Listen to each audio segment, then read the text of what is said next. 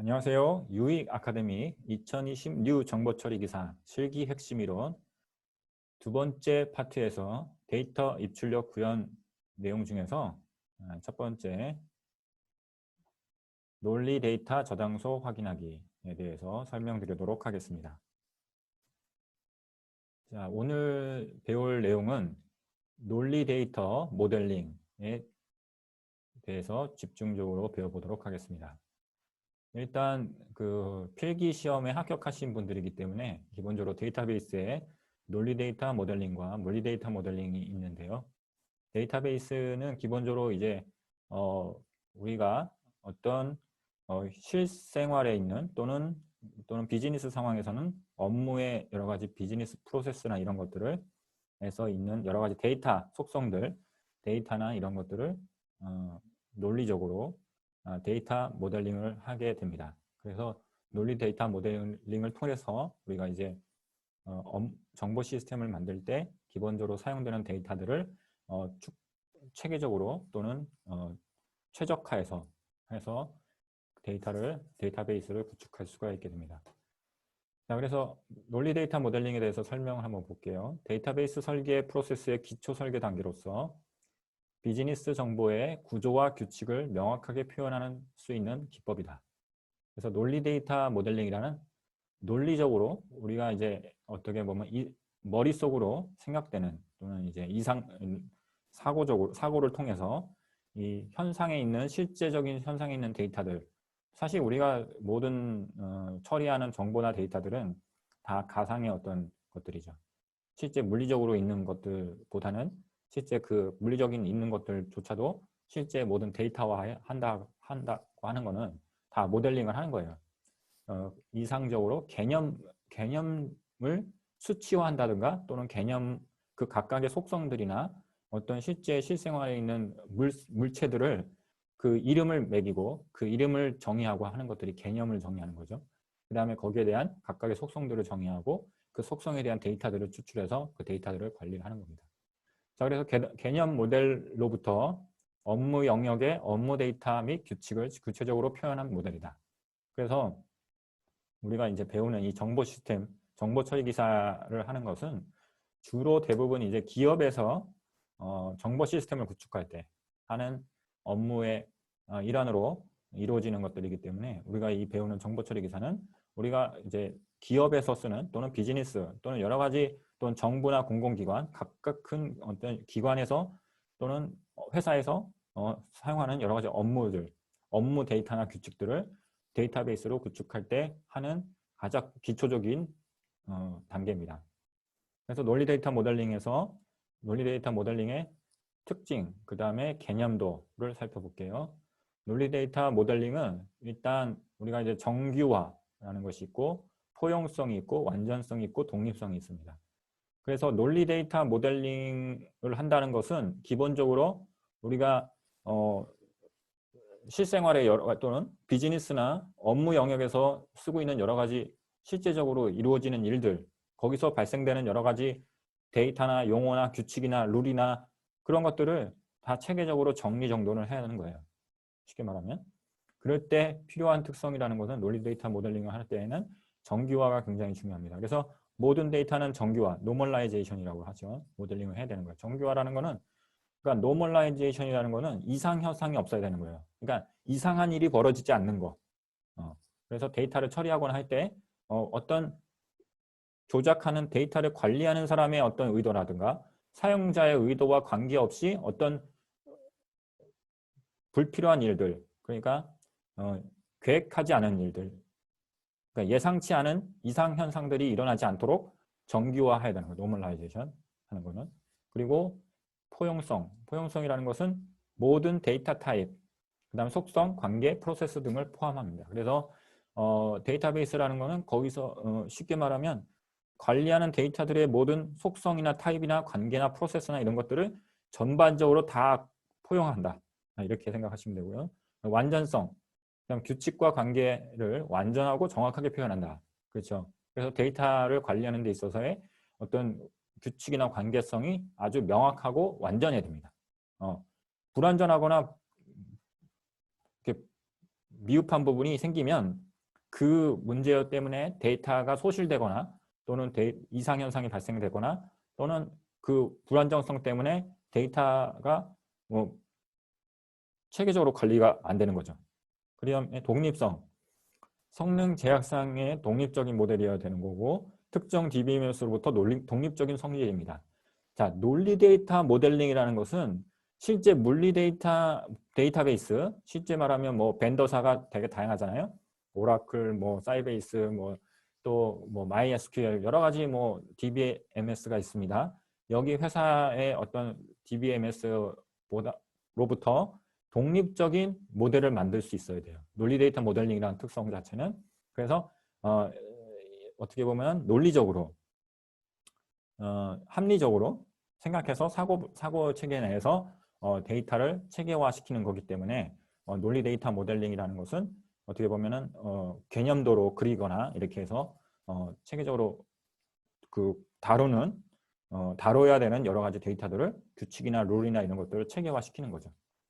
그러니까 그렇게 논리 데이터 모델링을 제대로 체계적으로 만들었을 때 실제 물리 데이터베이스가 어떤 거든 간에 관계없이 구축할 수 있게 되는 거죠. 자, 그래서 논리 데이터 모델링 개념들을 한번 보겠습니다.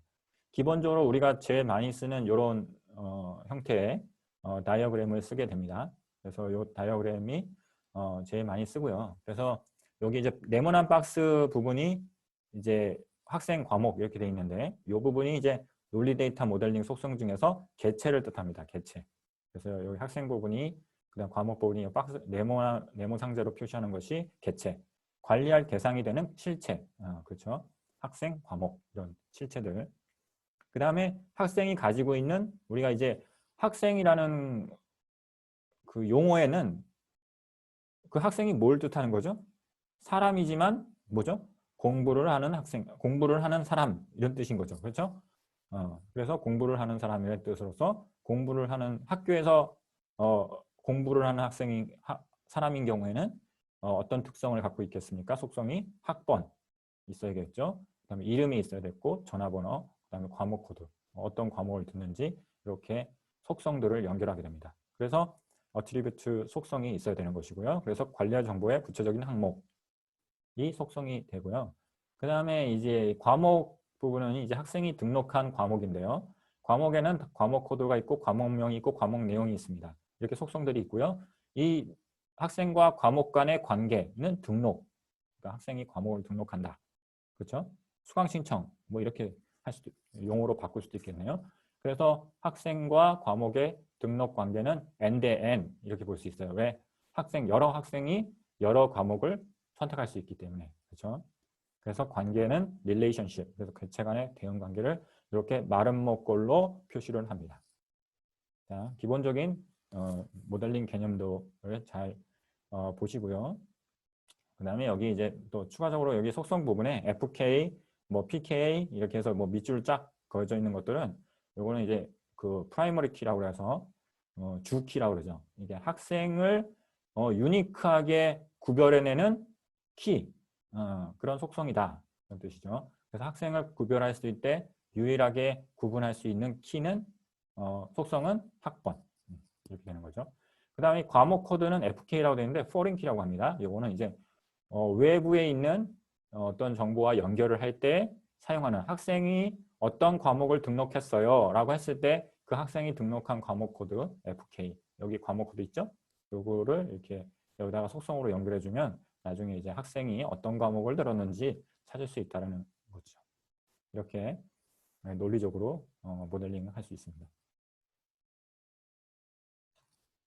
자, 다음으로 개체 관계 모델이라는 걸 볼게요. 이제 아까 앞에서 이제 봤던 게 이제 사실 이제 ER Entity Relationship Modeling의 아주 기본적인 컨셉인데 도형 모델 다이어그램이죠. 그래서 그거에 대해서 우리가 좀 더 구체적으로 개체 관계 모델 요거가 실제 현장에서 실무에서 정보 시스템을 데이터베이스를 설계할 때 제일 많이 쓰는 모델링 하는 거 도구이기 때문에 유심해서 보시기 바랍니다. 그래서 요거는 뭐 시험에 많이 잘 나올 수 있어요. 그래서 이렇게 뭐 괄호 넣기를 한다든가 또는 이걸 가지고 그림을 그려보라든가 뭐 그런 것도 나올 수 있겠죠.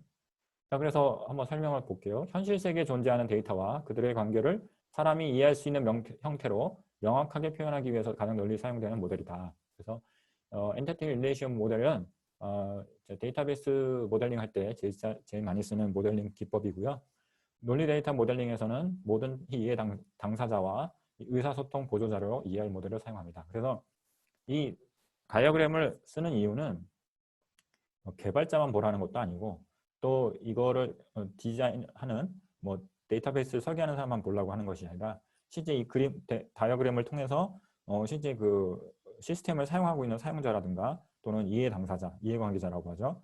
그다음에 시스템을 개발을 요청한 사람 또는 그 실제 시스템을 개발한 사람 이런 사람들이 모두 공통으로 이해할 수 있는 도구로서 의사소통 도구로서 사용합니다. ER 모델에서는 데이터를 개체, 관계, 속성으로 묘사합니다. 앞에서 배웠죠. 그래서 다이어그램을 표현하며 그 관계는 1대1, 1대 n, n대 m 이렇게 표현할 수 있습니다. 자, 그 다음에 ER 다이어그램 앞에서 한번 간단하게 봤지만 한번 다시 상세하게 볼게요.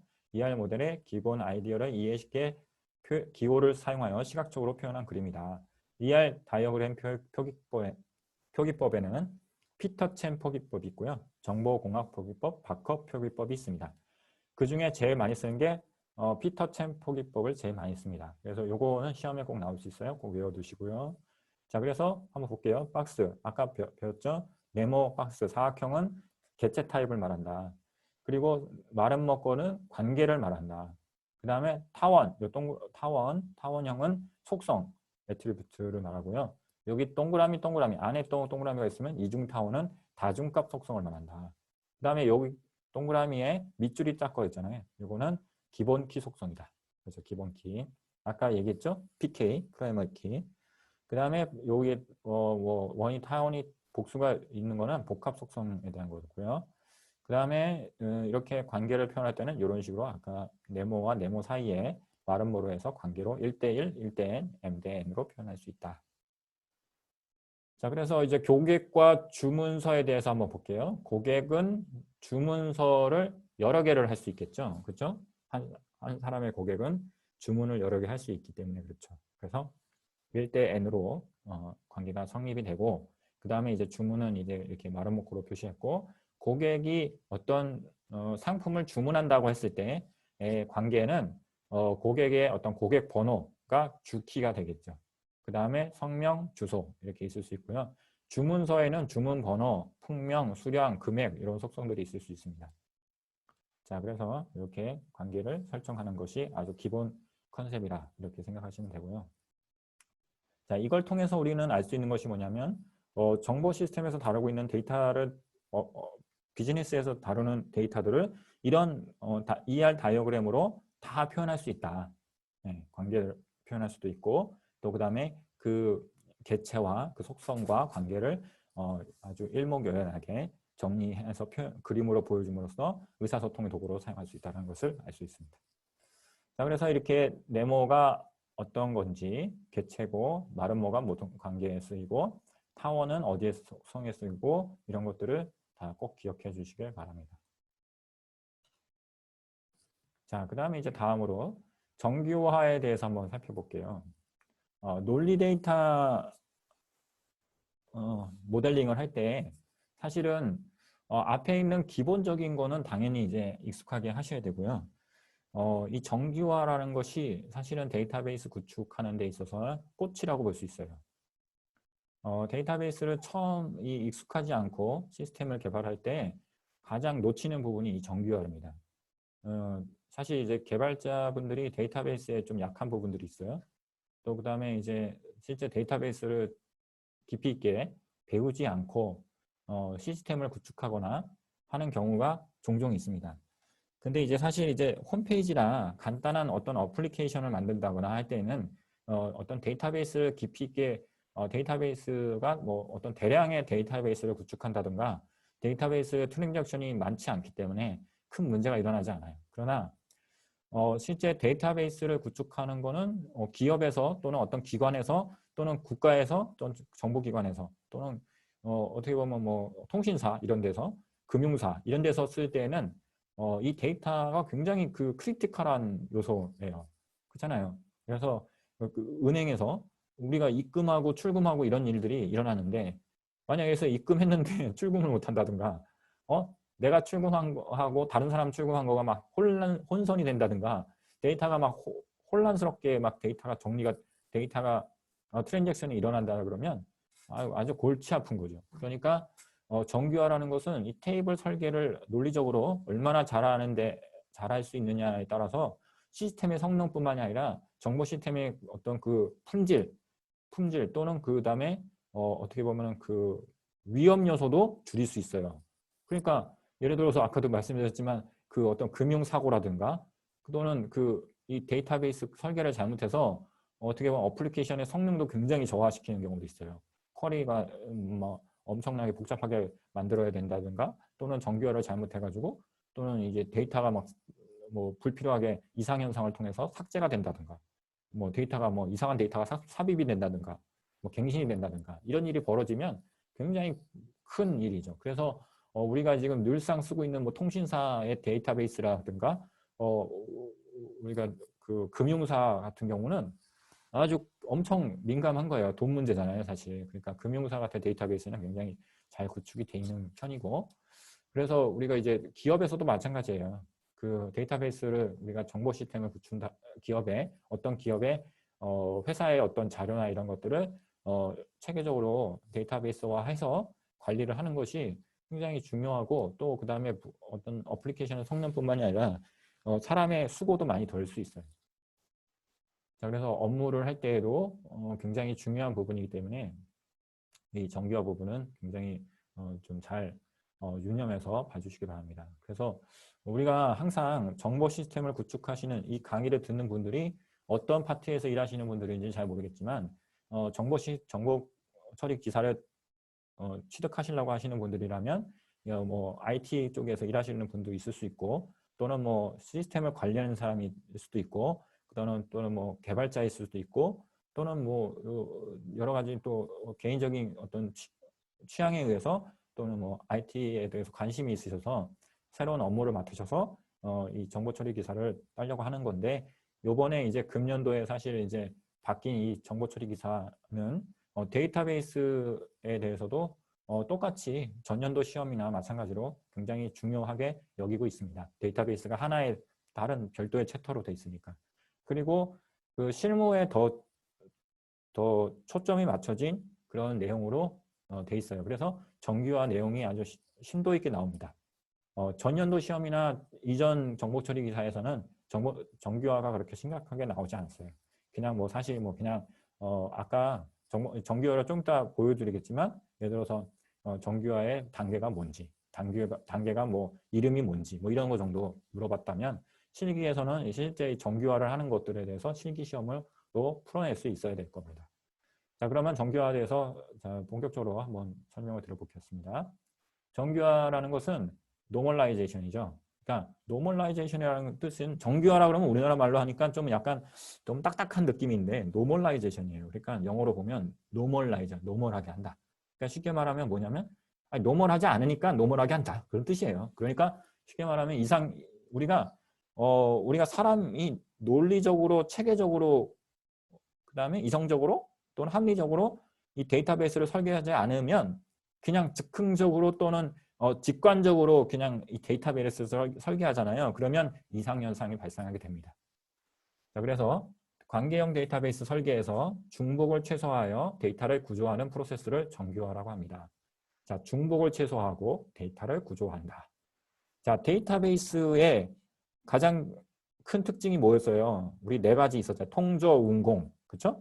통합되고, 그다음에 저장되고, 그다음에 운영되고, 공유되고 그런 거잖아요. 그래서 통합됐다고 했을 때는 중복이 최소화돼야 되는 거예요. 데이터베이스의 가장 기본 컨셉이 뭐예요?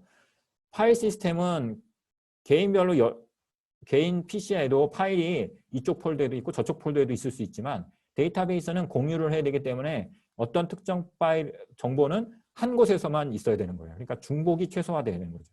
그 다음에 데이터를 구조화해야 돼요. 그래서 정규화를 하는 것입니다. 자, 그럼 이상현상. 자, 어노멀리라는 것이 있기 때문에 정규화를 하는 거예요. 자, 이상현상은 왜 발생되는 거냐면 직관적으로 또는 즉흥적으로 또는 그냥 어떤 현상을 그대로 그냥 데이터베이스로 설계를 했을 때 발생되는 거거든요. 그래서 데이터 중복성이 발생된다거나 이 중복성으로 인해서 릴레이션을 조작할 때 발생하는 비합리적 현상이다. 그래서 이 이상현상 세 가지 꼭 기억해주세요. 삽입, 삭제, 갱신. 예. 삽입 이상이 있고 insertion anomaly가 있고요. 그 다음에 삭제 이상, 그래서 deletion, 그 다음에 anomaly, 그 다음에 갱신, update anomaly 이렇게 세 가지가 있습니다. 기본적으로 이제 삽입, 삭제, 갱신이 우리가 보통 데이터를 처리할 때 가장 기본적인 거예요. 삽입, 그 다음에 삭제, 갱신. 이 세 가지는 아주 데이터 처리할 때 기본이죠. 그래서 이런 이상들이 세 가지가 생성이 될 수 있는데, 자, 삽입 이상은 뭐냐면 릴레이션에 데이터를 삽입할 때 어떤 릴레이션이 뭐야? 테이블이라고 생각하시면 됩니다. 오른쪽에 있죠? 오른쪽에 제가 설명 다시 해드릴게요. 릴레이션에 데이터를 삽입할 때 원래 삽입하려는 내용과 관계없이 다른 불필요한 세부적 다른 것들이 삽입이 되는 현상이 있어요. 그 다음에 설계를 잘못했을 때 이런 현상이 발생된다는 겁니다. 두 번째는 삭제 이상. 릴레이션에 어떤 튜플을 삭제하려고 그러는데 그 튜플을 삭제하면서 그 튜플 안에 내가 삭제하고 싶지 않은 정보까지 연쇄 삭제되는 그런 현상이 벌어지는 거예요. 그 다음에 갱신은 릴레이션에 어떤 튜플에 있는 속성을 갱신하려고 했더니 특정 튜플의 정보만 갱신되는 게 갱신돼요. 정보의 모순이 생기는 거예요. 그래서 이제 뭐 어떤 정보를 갱신했더니 그 특정 정보의 정보만 그 특정 튜플만 갱신이 되는 거죠. 자, 그러면 한번 실제 테이블에서 어떤 현상이 벌어지는 건지를 설명 한번 드려보겠습니다. 자, 이상 현상이 가능한 테이블이 이렇게 한번 예시를 드려볼게요. 학번이 있고 이름이 있고 교수 번호 있고 지도 교수 이렇게 돼 있어요.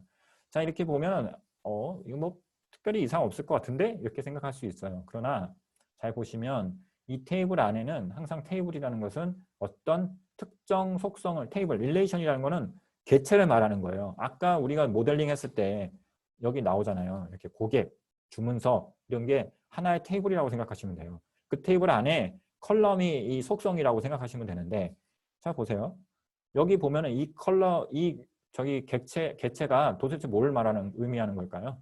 학생을 의미하는 건지 지도교수를 의미하는 건지 이게 두 개가 섞여 있으니까 이 테이블 보시고 아무 느낌이 없으면 그게 이상한 거예요. 그러니까 잘 보시고 학번 이름 이렇게 돼 있는데 교수 번호 지도교수 이게 뭐 학생이 듣는 교수를 말하는 건가? 학생의 지도교수가 누군가? 그걸 표현하기 위한 테이블을 이렇게 만드는 것일까? 그렇게 생각할 수 있지만 실제는 이 학생이 교수 번호하고 지도교수도 같이 있기 때문에 약간 이상한 테이블이긴 합니다. 자, 그러면 어떻게 이상해지는지 한번 볼까요? 삽입 이상. 이 테이블에다가 아까 2020-01이라는 학번이 있고요. 2020-02라는 학번이 있어요. 근데 여기다가 2020-03이라는 학번을 가진 이철수라는 정보를 등록하고 싶은 거예요. 그러니까 이 테이블에다가 사실 이 테이블에는 학번하고 지도교수가 있는 정보만 넣을 수 있는 상태인 거예요. 보시면 여기다가 이철수라는 이름을 등록하고 싶은데 이 사람은 지도교수가 배정돼 있지 않는 경우에는 이렇게 값이 없기 때문에 삽입이 불가능하게 되는 거예요. 그러니까 이런 거는 이제 삽입 이상이 되는 거죠. 그 다음에 이제 이건 사실 이제 좀 예시가 조금 약간 미흡한 예시긴 한데 그래도 뭐 참고로 보시기 바랍니다. 원래는 이제 여기 삽입할 때 의도와 관계없이 불필요한 세부 정보가 삽입되는 걸 말하는 건데 여기서 이제 이런 경우에는 이제 뭐 여기다가 뭐 이름을 넣는데 여기에 뭐 다른 것까지 들어가게 된다든가 뭐 그런 현상을 말하는 거거든요. 그 다음에 삭제 이상 한번 볼게요. 삭제 이상은 여기에 이제 2002 김영이라는 분을 이렇게 삭제를 하려고 그러는데 이 학생만 빼는 경우인데 이 지도교수 정보까지 다 같이 삭제가 되는 경우죠. 그래서 여기 예로 보면 이 교수라는 건 교수가 퇴사했어요. 그러니까 교수만 빼면 되는 건데 이 학생 이름까지 이 하나의 튜플을 다 빼버려야 되는 상황이 벌어지는 게 삭제 이상입니다. 그다음에 갱신 이상 같은 경우는 여기에 이제 홍길동에 박 교수로 이제 지도교수를 변경할 경우에 여기 보면은 박 교수를 교수 번호를 3번으로 이렇게 바꿔버리잖아요. 그러면 그 김 교수의 여기 있던 1번호 1 김 교수 있잖아요. 이 정보가 없어지게 됩니다. 네, 그렇죠. 그래서 이건 예시니까 이렇게 오로지 이렇게 학생과 지도교수의 관계 테이블을 이렇게만 만들었다 했을 때 발생되는 문제를 말씀드리는 거예요. 그래서 이런 경우는 이제 어떻게 해야 돼요? 노멀라이제이션을 해야겠죠. 자, 정규와 단계를 한번 보겠습니다. 이거는 이제 제가 필기 그 수업 때 자료에도 있던 자료인데요. 일단 비정규 릴레이션이 있는 경우에 기본적으로 첫 번째 단계는 도메인이 원자값이 돼야 됩니다. 도메인이라는 건 뭐예요? 속성이라고 보시면 돼요. 그래서 그 각각의 어떤 릴레이션에 속한 도메인이 원자값으로만 되어 있어야 된다. 그러니까 아까 속성값, 예를 들어서 이름이면 이름값에 하나의 값만 있어야 된다는 얘기예요. 뭐 이름에 홍길동도 있고 뭐 그다음에 뭐 또 뭐 이철수도 있고 그렇게 같이 속성 안에 두 개의 값이 들어있으면 안 된다. 그런 뜻이에요. 그 다음에 첫 번째, 그래서 이렇게 원자값으로 만들면 제일 정규현이 되는 거고요. 그 다음에 이제 그다음 부분 1 정규형을 한 다음에 부분적 함수 종속을 제거하는 거. 그러니까 이 이정규형을 하는 거는 뭐냐면 이제 여기 보면 아시겠지만 뒤에 이제 설명을 자세하게 예시를 들면서 설명을 드릴 거예요. 릴레이션이 1정규형을 만족하는데 이제 키가 아닌 모든 속성이 기본 키의 완전함수 종속인 릴레이션을 만드는 거예요. 그러니까 이게 무슨 말이냐면 어떤 이제 어떤 속성들이 있는데 그 속성이 이쪽에도 다른 속성에도 영향을 주고, 그러니까 그 하나의 키가 있어서 그 하나의 키가 모든 그 튜플의 모든 속성에 다 영향을 일관성 있게 줘야 되는데, 뭐 이렇게 묶어서 그러니까 두 개의 속성이 묶어서 또 하나의 속성에다 영향을 준다든가, 또는 그 하나의 속성이 또 다른 거 속성에다 영향을 준다든가, 그렇게 해서 부분적으로 이렇게 종속이 이루어지는 거예요. 완전하게 종속이 이루어지지 않는. 그래서 부분적 함수 종속을 제거하는 겁니다. 제가 설명드리는 게 조금 이해가 안 되시더라도 다음 장에 상세하게 설명을 드릴 거니까 일단 넘어갈게요.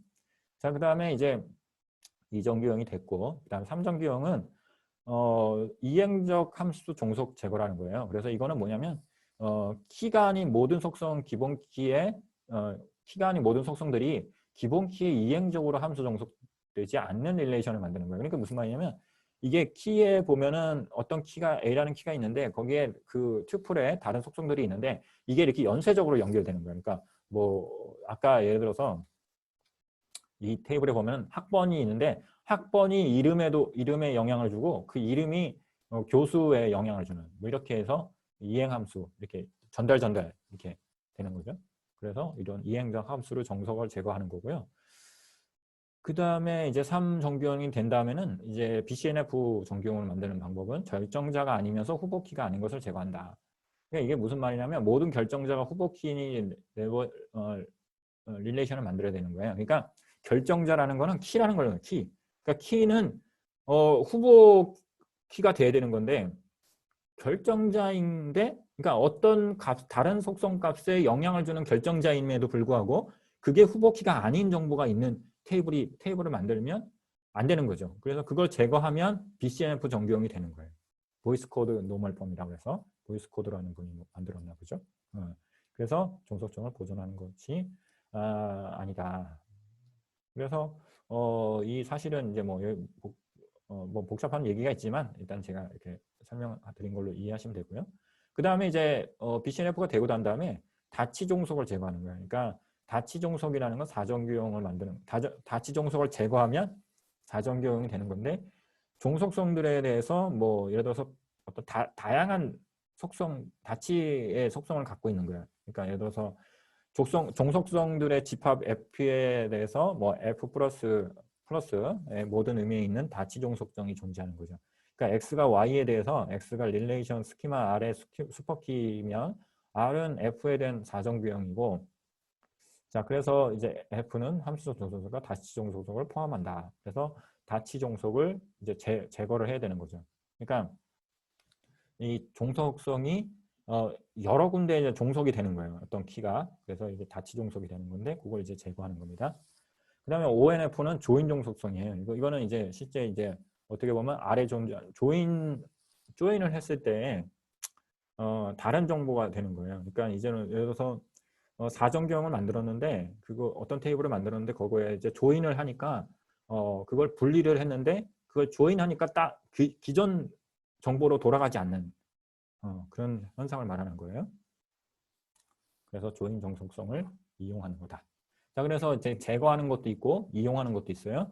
자, 그래서 첫 번째는 원자값으로 만드는 걸 말하는 거고, 나머지는 부분함수 종속 제거, 이행함수 종속 제거, 그다음에 후보키가 아닌 거 제거, 다시 종속 제거인데 마지막은 이제 조인 종속성 이용입니다. 그래서 외우실 때 요거는 순서로 외우시면 원부, 이결, 다조 이렇게, 요거는 이제 원자값, 첫 번째 1정규형 만들 때는 원자값, 그다음에 2정규형 만들 때는 부분함수 종속 제거, 그다음에 3정규형 만들 때는 이행함수 종속 제거, 그다음에 BCNF는 결정자나 그 후보키 아닌 거 제거, 그다음에 4정규에는 다치 종속 제거, 그다음에 ONF는 그 조인 종속성 이용. 그래서 원부, 이결, 다조 이렇게 외우시면 됩니다.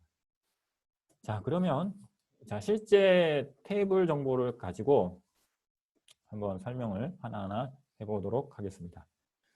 자, 정규화 상세 단계입니다. 첫 번째 제일 정규화를 어떻게 하냐. 자, 이 테이블을 보세요. 아까 말씀드렸듯이 이메일이라는 속성에 도메인이라고 보시면 됩니다. 이 속성이 그 이메일이라는 도메인에 정보가 커스터머 골뱅이 도메인.com이 하나 있고요. 뉴스 커스터머 골뱅이 도메인.com 이 두 개가 있어요. 그러면 안 되는 거죠. 그러니까 이메일에는 하나의 어떤 정보에는 하나의 값만 들어있어요. 이게 두 개가 하나의 같이 들어있으면 안 되는 거예요. 그래서 이거는 이렇게 되면 우리가 어떤 정보를 찾을 때 문제가 되는 거예요. 나는 커스터머 도메인, 이메일만 찾고 싶은 거예요. 그러면 못 찾는 거예요. 이 테이블에서. 그러니까 이렇게 분리를 해야 되는 거죠. 이렇게. 이걸 보면 이거 너무 당연한 거 아니야? 그렇게 생각할 수 있지만 뭐 이런 실수도, 이런 문제도 일으킬 수 있는 거예요. 그러니까 테이블 내 속성값이 원자값을 가지고, 원자값은 하나 값을 갚는다 그런 뜻이에요. 그러니까 그 어떤 속성의 하나의 값만 갚는다. 그 튜플에는. 자, 이메일 주소가 속성이 두 개를 가지고 있는 경우 원자값이 아니기 때문에 속성 한 개만 가지도록 저장하면 1차 정규화를 만족한다. 그래서 이렇게 분리를 하면 됩니다. 따로따로 또 다른 정보로 레코드로 분리를 하면 되는 거죠. 그 다음에 2차 정규화 한번 볼게요. 자, 여기 밑줄 그어져 있는 거는 키예요. 키. 그래서 여기 보시면 고객명과 서비스 이름과 서비스 가격과 서비스 이용 기간 이렇게 테이블을 만들었어요. 근데 이 테이블을 잘 보면, 잘 살펴볼게요. 홍길동은 헬스를 다니고 있는데 헬스의 서비스 가격은 7만 원이고 서비스 이용 기간은 이 사람이 한 달을 하는 거예요. 자, 그러면 여기서 홍길동과 직접 관련되는 정보가 뭐예요? 홍길동과 직접 관련된 건 헬스, 그 다음에 뭐 7만 원 다 연관이 돼 있죠.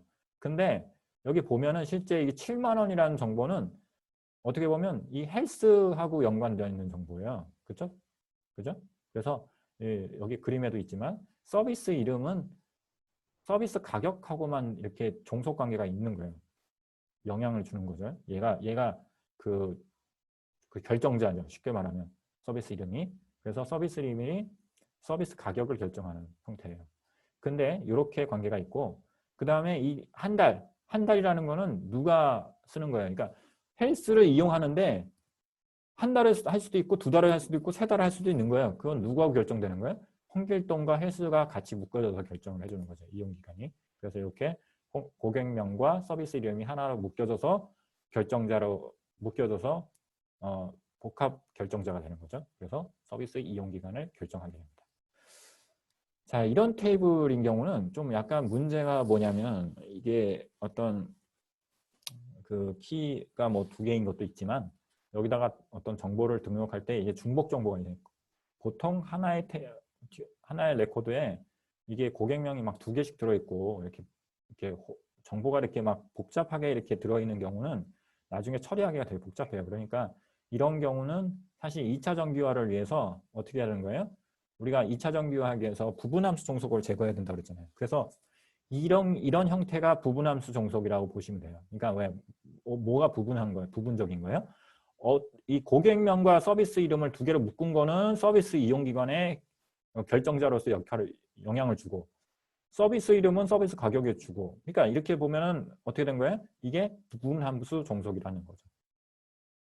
부분적으로 함수가 종속이 된 거예요. 이렇게 두 개가 있으니까.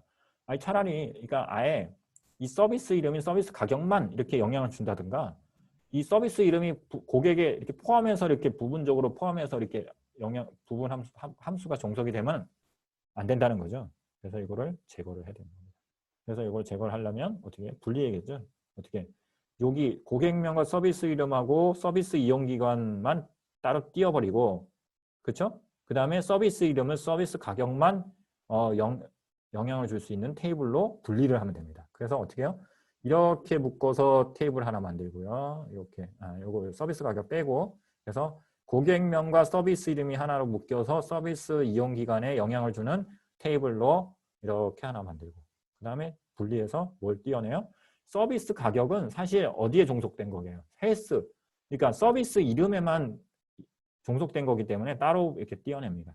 그러면 이 서비스 이름을 가지고 나중에 이 서비스가 가격이 얼마지? 라고 찾고 싶으면 이렇게 조인해서 연결해서 찾으면 돼요. 그렇죠? 그래서 이렇게 찾을 수 있기 때문에 이렇게 분리를 하는 겁니다. 그래서 부분 함수로 종속한 거를 이렇게 분리를 해서 완전 함수 종속이 되도록 하는 거죠. 됐죠? 이거 설명이 그 내용입니다. 그 다음에 이제 부분 관계인 서비스 이름과 서비스 가격 관계를 별도의 테이블로 두면 부분 함수 종속 관계가 제거되어서 2차 정규화가 만족됩니다. 네, 그렇죠. 자, 이해가 되셨죠? 네. 그래서 이거 잘 살펴보시면 여기 밑줄이 있는 게 키예요. 후보키라고 볼 수 있는데 이 두 개가 묶여서 어디에 영향을 준다? 서비스 이용 기간에 영향을 주고, 그 다음에 서비스 이름은 서비스 가격에 영향을 주기 때문에 사실 이 컬럼은 여기 있을 필요가 없어요. 네, 이렇게 따로 분리해서 이렇게 테이블 하나 따로 만들어주면 코드성 테이블이죠. 쉽게 말하면 각 서비스 이용별로 가격이 얼마다. 네, 서비스별 테이블 가격, 서비스별 가격 테이블을 하나 따로 만들면 이렇게 깔끔하게 테이블을 만들 수 있겠죠. 자, 그래서 2차 정규화까지 했고요. 그 다음에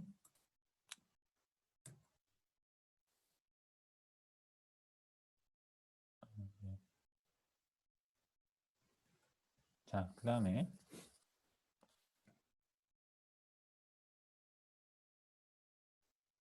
자, 그 다음에 이제 3차 정규화 한번 볼게요. 3차 정규화를 보시면 이제 뭐 하는 거죠? 3차 정규화는 이행함수 종속을 제거하는 거예요. 그래서 보시면 이 테이블 한번 볼게요. 자, 첫 번째 책 번호가 키입니다. 이렇게 PK 이렇게 밑줄 그어져 있죠. 그래서 1번 도서 이름은 시오너, 가격은 3만 원, 출판사는 A사, 홈페이지는 따따따.a.com 이렇게 되는 거죠. 그러면 이 관계를 한번 볼게요. 일단 책 번호가 어디에 영향을 줍니까? 도서 이름에 영향을 주고 있어요. 그렇죠? 그 다음에 도서 가격에도 영향을 주고 있죠. 왜? 이 도서 이름과 도서 가격은 같이 항상 다니는 거잖아요. 그렇죠?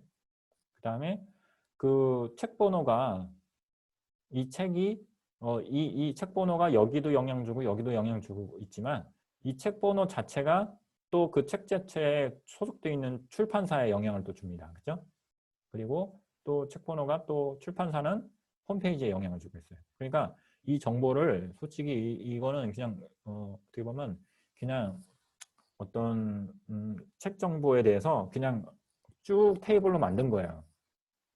보통 우리가 책이라고 하는 개체를 만들었을 때 책에 소속되어 있는 책이라는 어떤 개체의 속성들이 뭐 도서 이름이 있을 수 있고 번호가 있을 수 있고 가격이 있을 수 있고 출판사가 있고 홈페이지가 있을 수 있어요.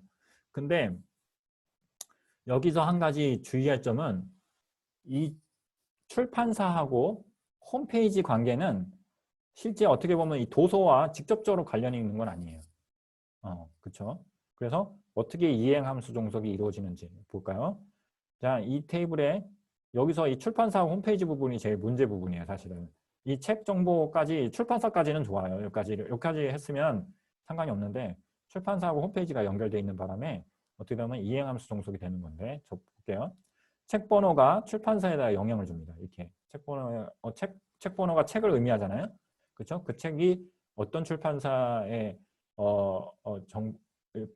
출판사인지 영향을 주고 그 다음에 그 출판사가 홈페이지 정보를 영향을 주는 관계가 되어 있어요. 그래서 어떻게 되는 거예요? 이행함수. 이행이라는 거에 이렇게 연쇄적으로 이렇게 연달아서 이렇게 연결된다는 뜻이에요. 그러니까 A는 B에 영향을 주고 B는 C에 영향을 주고 그래서 결국 A는 C에 영향을 주는 이런 관계 이런 관계가 되는 거죠. 책 번호는 출판사에 영향 주고 출판사는 홈페이지에 영향 주고 그다음에 결국 우리가 그 논리 3단 구조 아시죠? A는 B고 B는 C이면 A는 C다 이렇게 되는 거죠. 이런 논리 구조가 이렇게 형성이 되는 거예요. 그러면 이런 이행함수 종속 관계는 제거를 하는 게 좋습니다. 그렇죠? 그래서 이행함수가 있으면은 나중에 이제 그 이상현상이 발생할 수 있어요. 왜냐하면 여기다 도서 정보를 넣는데 도서 정보를 넣으면서 출판사하고 홈페이지 정보까지 다 넣어줘야 되는 거예요.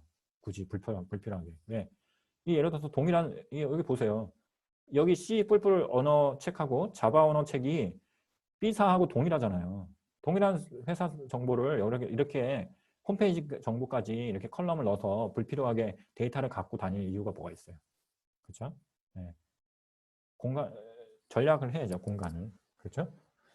그래서 이렇게 분리를 합니다. 그러면 자 우리가 상식적으로 생각했을 때 책 번호하고 도서 이름하고 도서 가격 출판사까지는 어떤 책에 대한 상세 정보로 볼 수 있고요. 홈페이지는 출판사에 대한 정보니까 이렇게 분리를 시키는 게 맞습니다. 자 그래서 어떻게 되는 거예요? 출판사까지 해서 이 어떻게 보면 라인이 레코드가 하나, 둘, 세 개가 되고요. 테이블을 하나 따로 빼면은 A사, B사 이렇게 해서 두 개 레코드로 된 출판사 정보의 테이블이 하나 만들어지는 거죠. 이렇게 분리를 하게 되면 이렇게 테이블을 이행함수 종속관계에서 이렇게 분리를 하게 되면 3차 정규화가 이루어집니다. 자, 그래서 3차 정규화를 할 때는 이행함수 종속을 제거해야 되기 때문에 어떤 정보가 어떻게 이렇게 순차적으로 이렇게 연쇄적으로 이행되고 있는지 함수 종속관계가 이행되고 있는지를 보시면 돼요. 그래서 책 번호가 출판사로 가고 출판사가 홈페이지로 가니까 결국 책 번호가 홈페이지로 영향을 주는. 말이 그러니까 논리적으로는 맞지만 이상한 거죠. 그렇죠? 이상한 거죠. 왜 책 번호가 홈페이지에 영향을 줘야 돼요? 그리고 2번은 B 홈페이지, 그 다음에 3은 B.com. 그러니까 2번도 B 홈페이지, 3번도 B 홈페이지 이렇게 영향을 주는 거면 하나의 키가 하나의 정보에 영향을 줘야죠. 왜 두 개를 영향을 줍니까? 그러면 같은 정보로 영향을 준다는 얘기는 책 번호가 키가 아니란 얘기가 되는 거예요. 그렇죠? 2번도 같은 정보를 가르치고 3번도 2번과 3번이 같은 정보를 가르치게 되면 문제가 되는 거죠. 그렇죠? 그래서 이게 분리를 시켜줘야 됩니다. 그래서 어떻게 되는 거예요? 나중에 찾을 때는 이렇게 조인을 하면 되죠. 출판사 정보로 조인을 하게 되면 홈페이지 정보도 찾을 수 있는 겁니다. 그래서 여기 이렇게 이행함수 종속되어 있는 부분을 분리를 시켜서 어떻게 하는 거예요? 책 번호는 도서 이름, 책 번호는 도서 가격에 영향을 주고 그 다음에 출판사, 책 번호는 출판사에 영향을 주는 구조로 만들면 되는 거죠. 자, 근데 이렇게 그림이 되는 거는 보세요. 책 번호가 도서 이름과 도서 가격에는 영향을 각각 주는 거지만 그렇죠? C 언어가 사실 C 언어라는 도서 이름이 탐만왕이라는 걸 결정하는 거 아니에요. 책 번호 자체가 이 도서 이름을 영향을 주고 도서 가격에도 영향을 주는 겁니다. 그리고 출판사는 책 번호 자체가 출판사에 영향을 주는 거예요. 잘 보시면 이 도서 C 언어라는 이름이 출판사에 영향을 주는 거 아닙니다. 그렇죠? 왜냐하면 다른 회사 B사에도 C 언어라는 책이 있을 수 있어요. 이렇게 예시는 안 돼 있지만 그렇잖아요. 똑같은 이름을 가진 출판사가 다른 책도 있을 수 있어요. 그러니까 책 번호에 유일하게 이 도서 이름과 가격이 결정이 되는 거고 출판사도 이 책 번호에 따라서 결정이 되는 겁니다. 자, 그렇게 생각하시면 되고요. 그 다음에 출판사는 이렇게 별도로 빼서 A사, B사 홈페이지 이렇게 분리를 해주면 책 번호가 홈페이지에 직접 영향 주는 관계가 아니기 때문에 AC 관계를 이렇게 끊어버려야 되는 거죠. 이 부분을. 그렇죠? 제가 이렇게 표시를 해놨더니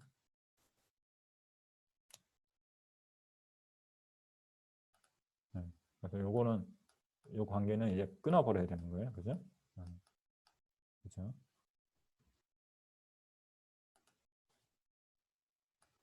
네, 끊어버려야 됩니다.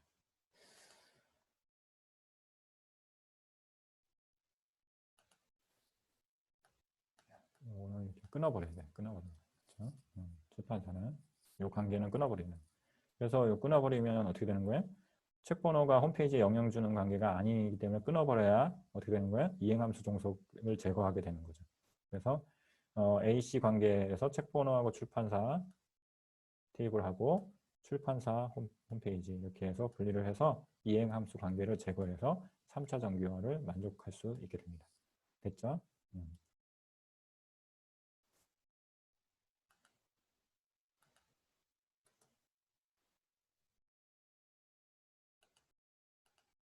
자, 그래서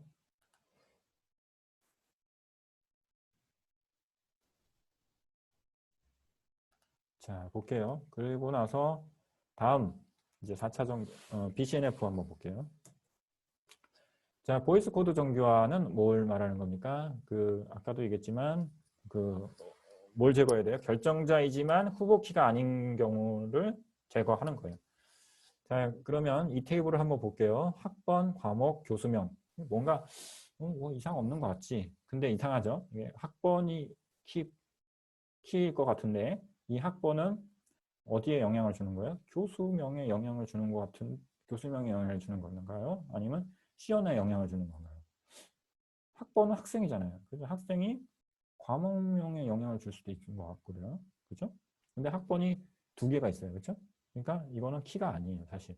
키면 그 키값은 유일해야 돼요. 유니크해야 되죠. 근데 두 개가 있으니까 유니크하지 않죠. 그러면 어떤 얘기냐면 이 학번과 과목명을 두 개로 묶은 게 하나의 복합 키다. 복합 결정자다. 어디에? 교수명에. 라고 볼 수 있는 거죠. 그래서 그림을 이렇게 그린 거예요.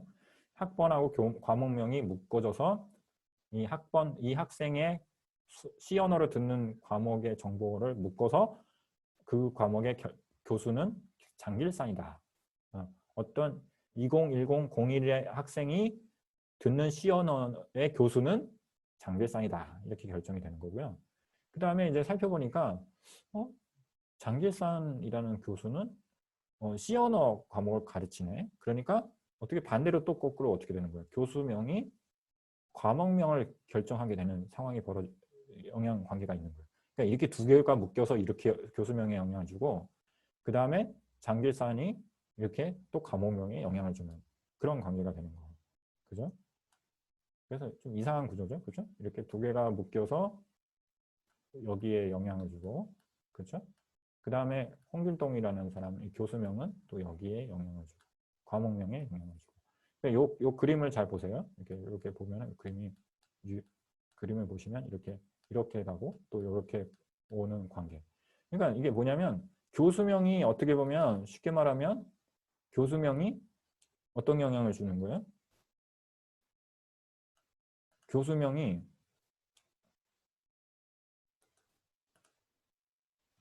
교수명이 쉽게 말하면 여기에 키가 아니잖아요. 그렇죠? 결정자 실제 암묵적으로는 이렇게 교수명이 과목명을 영향을 주는 형태니까 암묵적으로는 결정자이지만 실제 교수명은 후보키가 아니에요. 그렇죠? 그냥 정보인데 후보키인 것처럼 보이는 거죠. 그러니까 이런 관계. 그러니까 학번과 과목명이 교수명에 영향을 주고 교수명이 과목명에 영향을 주는 관계이나 교수명은 과목명에 영향을 주지만 학번, 과목명, 교수명이 한 테이블에 같이 존재하기 때문에 교수명은 키가 아니에요. 근데 결정자인 것처럼 보이죠. 그러니까 그게 문제라는 거예요. 그러니까 결정자이지만 후보키가 아니기 때문에 보이스 코드 정결 만족할 수 없어요. 그러니까 이거를 끊어야 되는 거죠. 끊어버려야 되는 거예요. 관계를. 여기에 관계를 끊어버리는 거예요. 이렇게. 관계를 끊어버리는 거예요. 그러면 이렇게 분리를 하면 됩니다. 이렇게 학번, 과목명만 따로 떼고요. 표시하고 그 다음에 교수와 과목명을 따로 이렇게 테이블을 만들어주면 교수명과 테이블이 해서 이 교수명이 결국에는 과목명의 뭐가 되는 거예요? 키가 되는 거죠. 그래서 교수명과 과목명의 키 관계를 이렇게 명확하게 별도의 테이블로 구분을 해줘서 해주면 되죠. 그래서 이렇게 됐을 경우에는 이 과목명의 교수가 누구야? 하고 찾고 싶으시면 이 C 언어를 통해서 찾으시면 되는 거죠. 자, 그렇게 해서 이 보스 코드 정규화는 이렇게 어떻게 한다? 어떤 암묵적으로 영향을 주는 결정자이지만 실제는 이 테이블 내에서는 키가 아닌 이 교수명 같은 것을 어떻게 하는 거 제거하는 거예요. 그래서 이 테이블을 어떻게 쪼개는 거예요. 이렇게 분리를 하는 거죠. 이렇게 자르고 또 이렇게 자르고 이렇게 해서 이렇게 분리를 해주면 해주면 그 교수명이 후보키가 되도록 해서 테이블을 만들 수가 있잖아요. 이렇게 띄어내면. 그래서 보이스 코드 정규화를 만족하게 됩니다.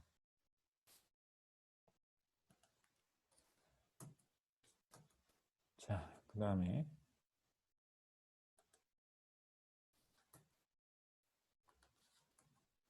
자, 그 다음에 4차 정규화 한번 볼게요. 4차 정규화는 뭘 하는 거죠?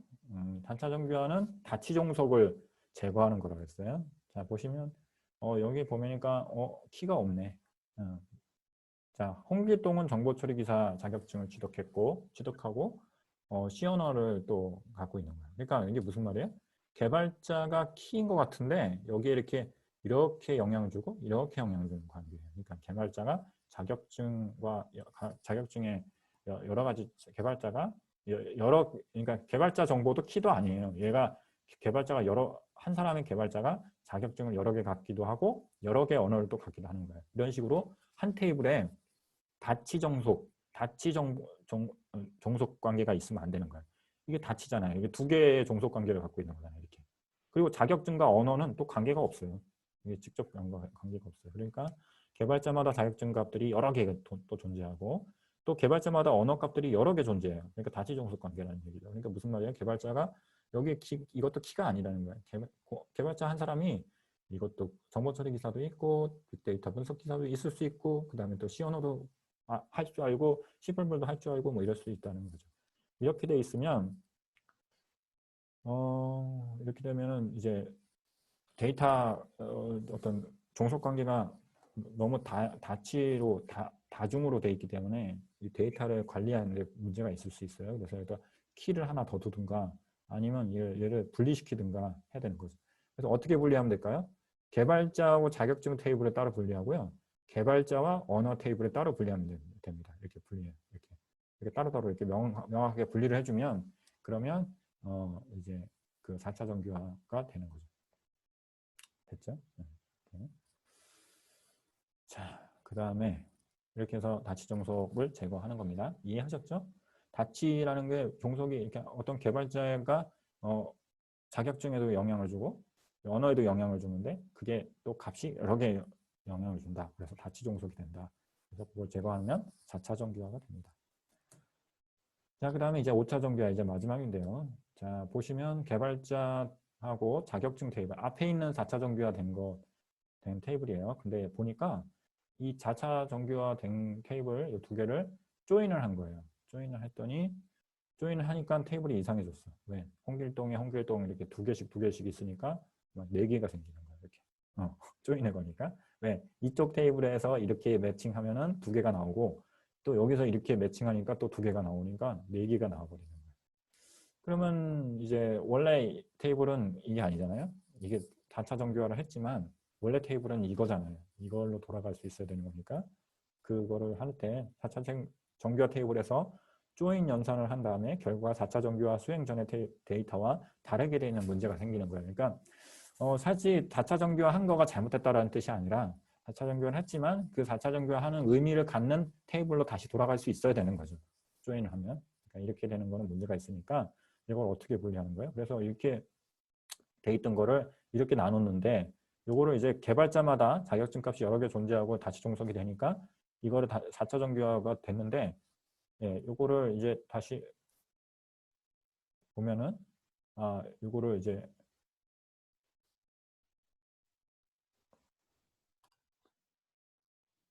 자, 그래서 여기 보셨다시피 이렇게 해서 중복된 정보들이 발생하게 되는 거죠. 예, 그래서 4차 정규화 테이블의 조인한 연산 결과가 4차 정규화 수행 전 데이터와 다르게 되는 문제인 조인 종속성이 발생되게 됩니다. 네, 그렇죠? 그래서 조인 종속 관계를 제거하기 위해서 모든 속성 관계인 개발자 자격증, 개발자 언어뿐만이 아니라 자격증 언어 관계에 대한 테이블을 만들어서 조인했을 때 정확히 원래 데이터로 복원하게 할 수 있습니다. 그래서 여기 보시면 이게 원래 테이블이죠. 4차 정규화 하기 전 테이블. 그래서 이렇게 테이블을 정규화할 때 아까는 4차 정규화를 다치 종속을 제거하는 차원에서 개발자 자격증, 그 다음에 개발자와 언어 이렇게만 테이블을 분리했지만 이렇게 조인을 하는 과정에서 이렇게 중복되는 정보들이 생기는 문제가 생기기 때문에, 그죠? 홍길동 정보처리기사 C 언어가 있는데도 여기 또 생기는 거잖아요. 그죠? 이런 조인 종속성에 문제가 생기기 때문에 테이블을 3개를 만드는 겁니다. 개발자와 자격증, 개발자와 언어, 그 다음에 서로 3개를 조인했을 때 아까 원래 이 테이블로 돌아갈 수 있게 자격증하고 언어 테이블을 매핑할 수 있는 테이블을 하나 더 만드는 거죠. 이렇게. 그러면 3개를 조인하면 원래 이 테이블로 돌아오게 됩니다. 자, 이렇게 해서 5차 정규화까지 설명을 마치도록 하겠습니다.